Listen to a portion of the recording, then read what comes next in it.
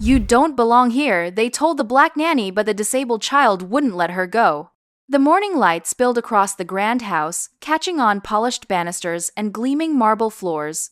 The space was quiet, the kind of silence that comes from wealth, a hush carefully maintained. Into that silence stepped a woman carrying nothing more than a modest bag and a steady composure. She was not dressed in finery, her clothes were simple and practical, but she carried herself with dignity.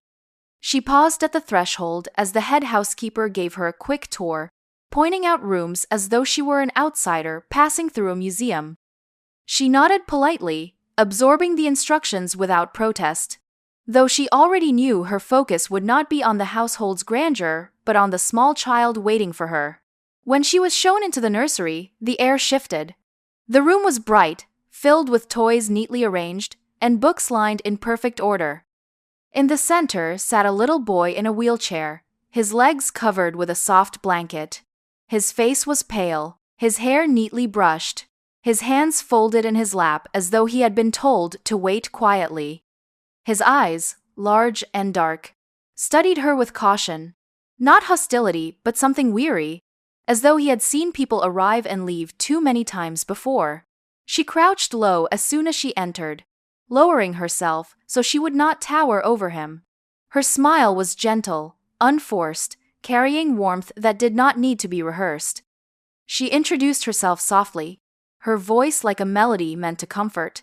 At first, the boy did not reply, only shifted his gaze back toward the window. But she did not push him. She walked around slowly, commenting on the books, pointing out the bright red toy car on the shelf, praising the drawings taped to the wall. She treated the space as if it were his kingdom, and him as the king who allowed her entry. After a while, she sat near him, close enough that he could feel her presence but not so close as to invade his space. She pulled from her bag a small storybook, its pages worn from years of being read aloud. Her voice filled the room, calm and rhythmic, as she began to read. At first he kept his eyes averted, but slowly his head turned toward her, drawn in despite himself. His lips twitched with the faintest hint of curiosity. When she paused to ask him a question about the story, he whispered a word in response, so faint it was almost missed. Her smile widened, but she did not praise him in a way that would embarrass. She simply continued, weaving his answer into the tale as though his voice had always belonged there. His hands, which had been clenched tightly, relaxed against the armrest of the chair. By the end of the hour, the boy was leaning slightly toward her, his eyes following her expressions, his small laugh escaping once when she exaggerated the voice of a character. It was not loud, not the kind of laugh that fills a room, but it was real. The bond had begun. Fragile but undeniable, formed not by wealth or duty, but by patience and kindness. In that vast household of silence and marble, she had given the child something he had been missing for too long, the feeling of being seen. The household grew livelier in the afternoon, as relatives arrived for a gathering that filled the grand rooms with chatter and footsteps. The polished floors gleamed under their shoes, the clink of glasses and silver trays echoed, and the air carried the scent of perfumes layered over polished wood and freshly cut flowers. She remained in her quiet post near the child, attentive and patient, her hands folding his blanket when it slipped from his lap, her voice low when she bent to ask if he was comfortable. It did not take long for the others to notice her. Their eyes flicked toward the corner of the room where she sat beside the boy's chair, their conversations faltering briefly before resuming with sharper tones. A pair of women whispered into each other's ears, their manicured fingers brushing against pearl necklaces as they tilted their heads in her direction. A man in a dark suit adjusted his cufflinks with deliberate slowness, his gaze lingering on her before turning away with a faint frown. Their words carried just enough to be heard if one was listening. "Strange choice, isn't it?" one voice murmured. "In this house?" "I wouldn't have expected it," another replied. The words were meant to float like smoke, never spoken loudly enough to be called insults, but heavy enough to taint the air. She heard them, though she did not let her face betray it.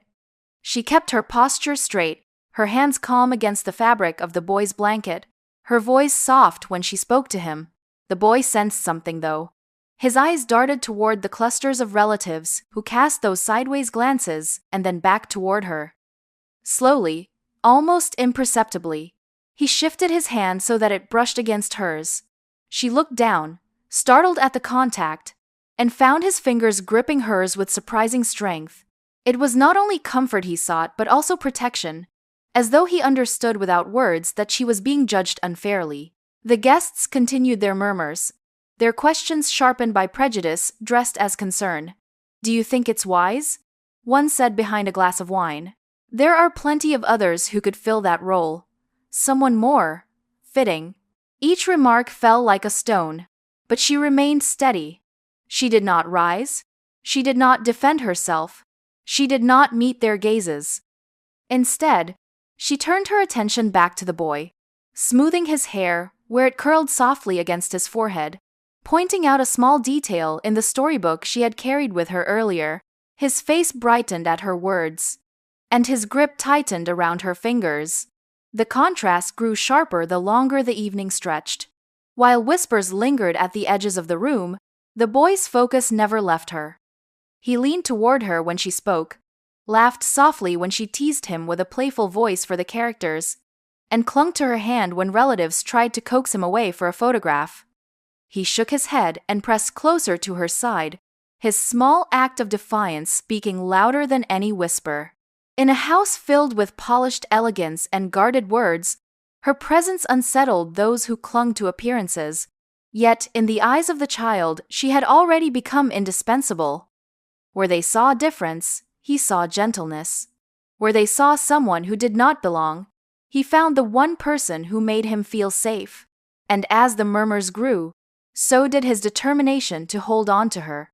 The dining room glittered with light from a chandelier that hung like a crown over the long polished table.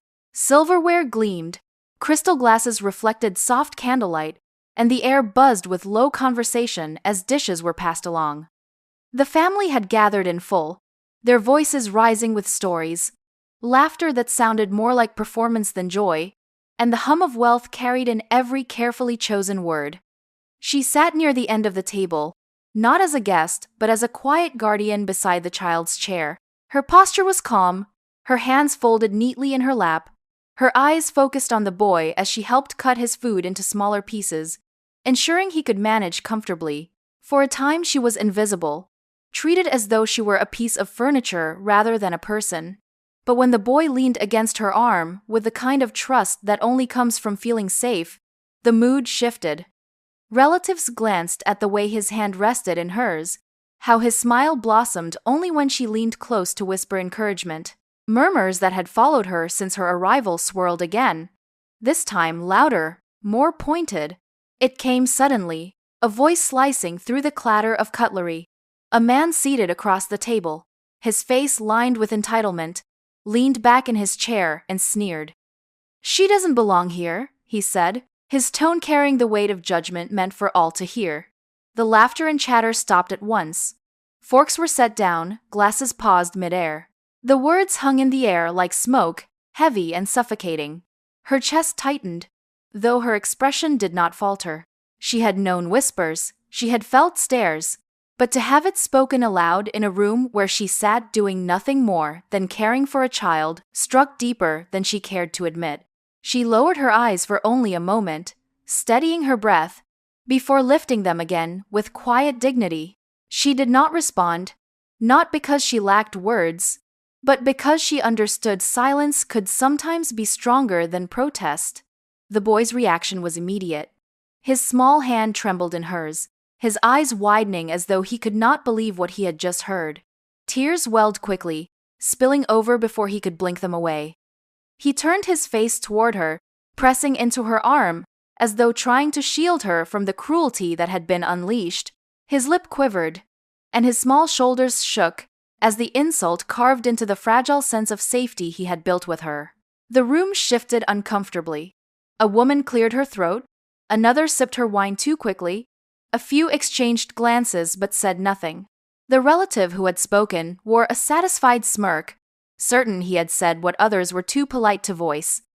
The silence that followed was not a defense but an echo of complicity, and that silence stung as much as the words themselves.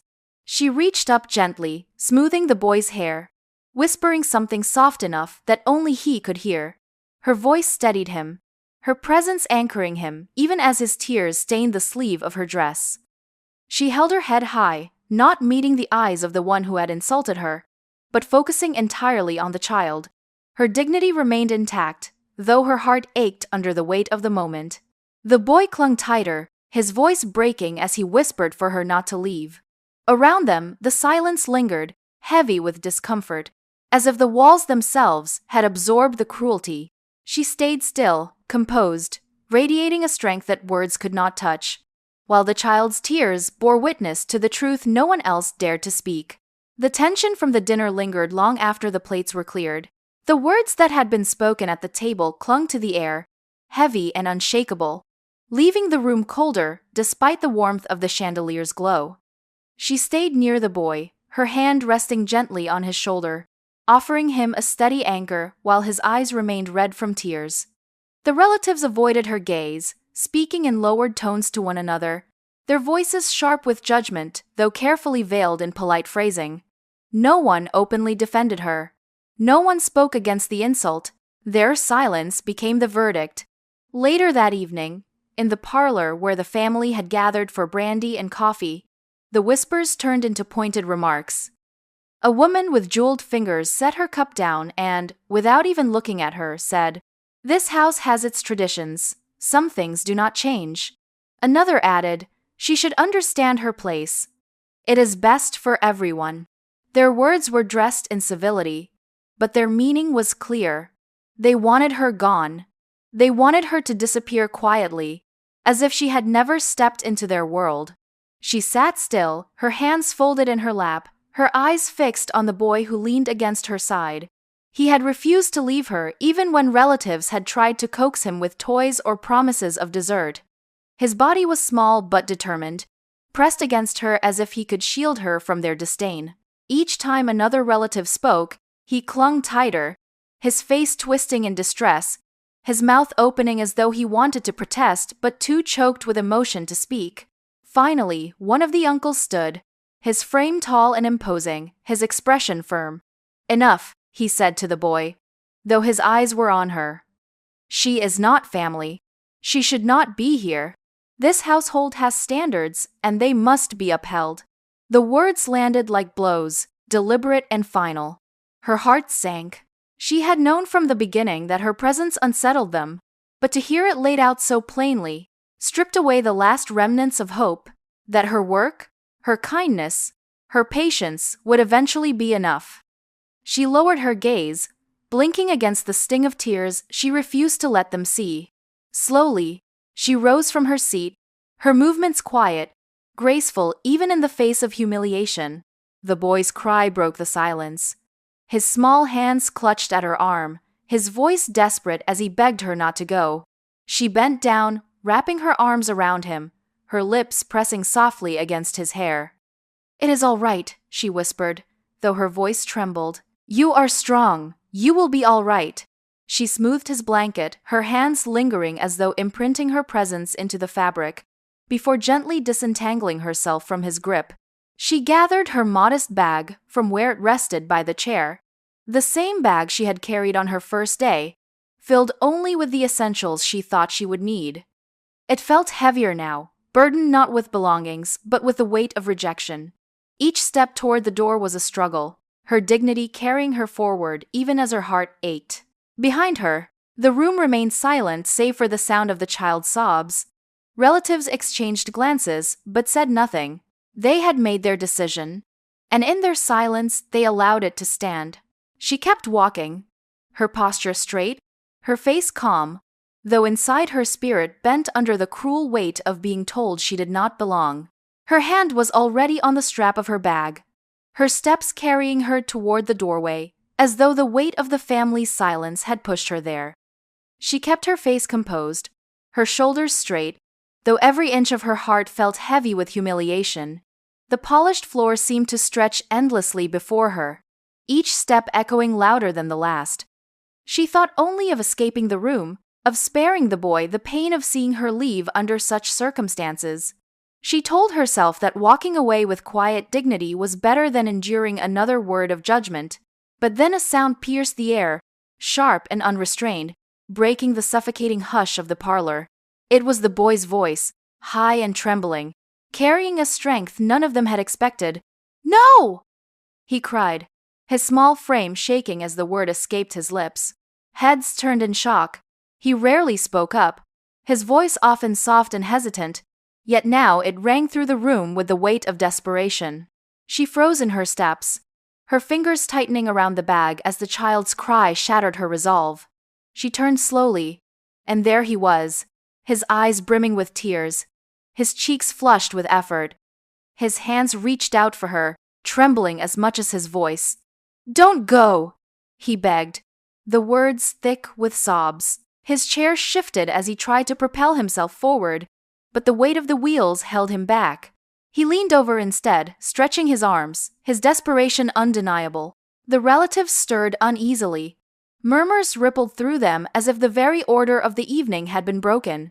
Some looked away, others frowned, but none dared to silence him. The boy's tears flowed freely now, his voice cracking as he choked out his plea.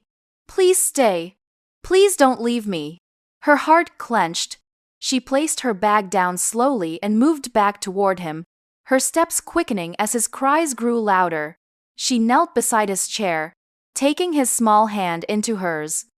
His fingers clung to hers with astonishing strength, his grip fueled by fear of losing the only person he felt safe with. She stroked his hand gently, whispering his name, her voice calm in contrast to his cries. "I'm here," she murmured. "I won't leave you right now." But the boy was not finished. His voice rose again, breaking through the air with words that silenced even the most judgmental of his relatives. "She's the only one who listens to me. She's the only one who makes me feel safe. You can't take her away." His chest heaved as he spoke, each sentence a struggle against both his emotions and the quiet weakness that often kept him from raising his voice. The honesty in his words landed heavier than any insult that had been thrown her way. The room was still. The relatives who had once muttered about her presence now shifted uncomfortably, the sharpness of their judgment dulled by the sight of the boy's trembling hands and desperate eyes. No one could deny the bond they were witnessing. No one could dismiss the raw truth spilling from his heart. She smoothed his hair with her free hand, her own eyes glistening, though she fought to keep her composure. His grip on her did not loosen, his tears soaking into her sleeve as he pressed his face against her arm. For the first time that evening, she felt the weight of the family's gaze not as rejection but as quiet recognition of something they could not erase. The boy's plea had shifted the air, his desperation forcing them all to see what they had tried to ignore. In that moment, the judgment of the room no longer mattered.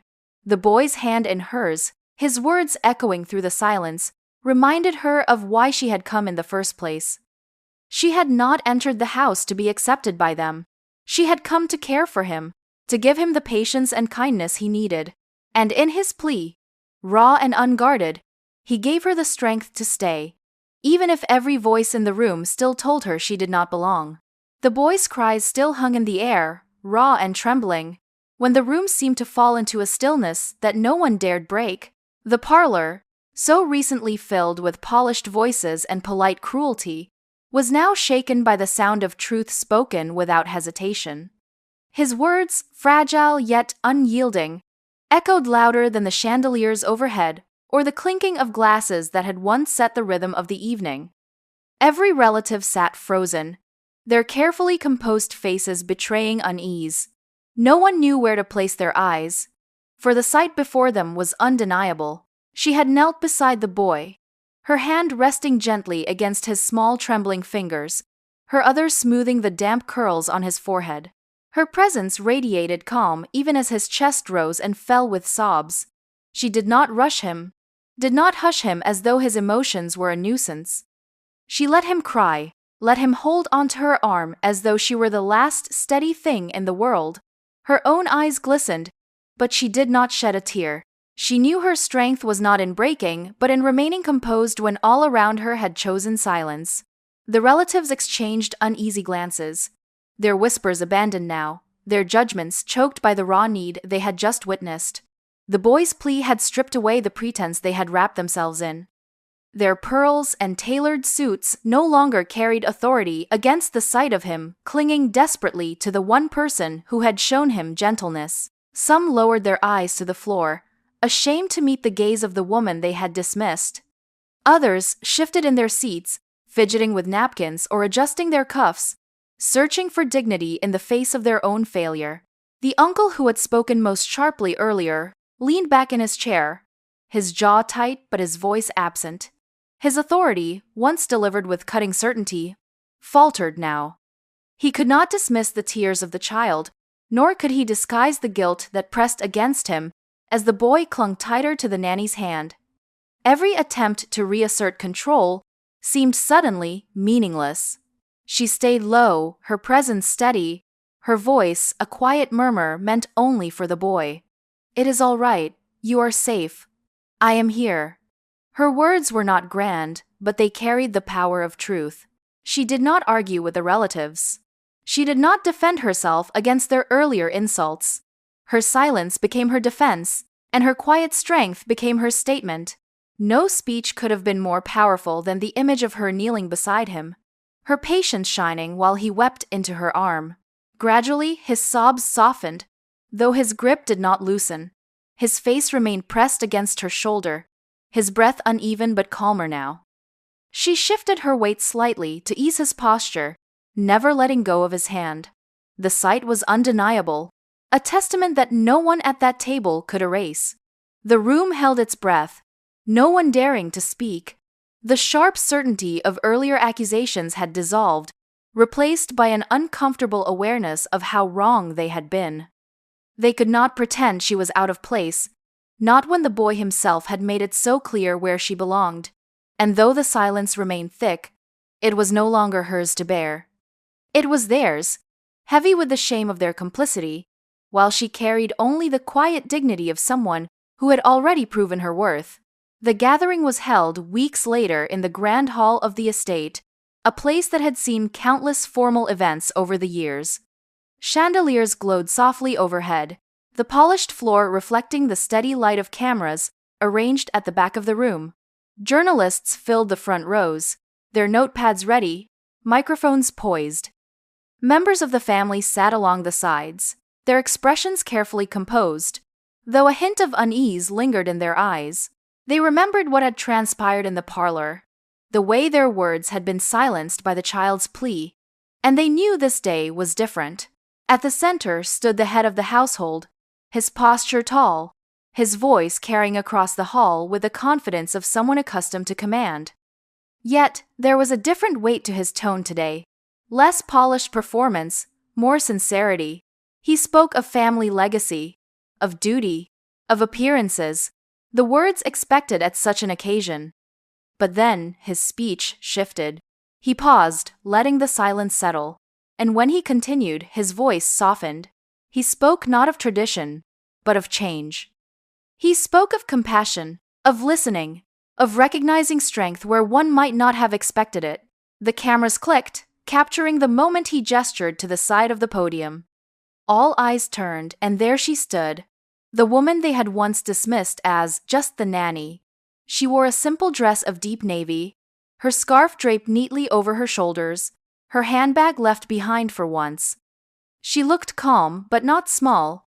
Her presence carried quiet dignity, her posture strong, her gaze steady as she stepped forward. The head of the household introduced her formally, not as an employee, not as someone hired to fill a role, but as the person who had brought love and healing to their child's life. He spoke of the bond she had formed, of the nights she had stayed late when the child was unwell, of the patience she had shown when others had grown frustrated. He admitted that he and others had failed to see her value at first, their vision clouded by prejudice and tradition. His words faltered slightly when he acknowledged how wrong they had been, how blind, and the truth of that admission rippled through the hall. The boy sat at the front, his wheelchair polished, his blanket tucked neatly around him. His eyes shone as he watched her step closer to the podium. He smiled, small but radiant, the kind of smile only a child can give to the person who makes them feel safe. When she reached out to adjust his blanket, the cameras flashed again, capturing the moment of tenderness that said more than any speech. The relatives shifted in their seats, some lowering their eyes, others clapping politely, though their applause carried no conviction compared to the reporters and community members who recognized the significance of what was unfolding. She was no longer invisible. She was being named, honored, and seen. When it was her turn to speak, she did not deliver a long speech. Her words were simple, spoken with the same gentleness she had always carried. She thanked the family for their acknowledgement, but she said her gratitude lay most with the child who had trusted her, who had given her a reason to stay when leaving would have been easier. Her voice wavered only once when she said, "It was never about me belonging here. It was about making sure he always knew he belonged." The applause that followed filled the hall, not polite but genuine, carrying with it the recognition she had earned. She stood beside the head of the household and the boy, no longer dismissed, no longer whispered about. She had not demanded their respect, yet she had won it. Not through power or status, but through the quiet persistence of love and dignity. For the first time, she was not a shadow at the edge of the room. She was honored at its very center.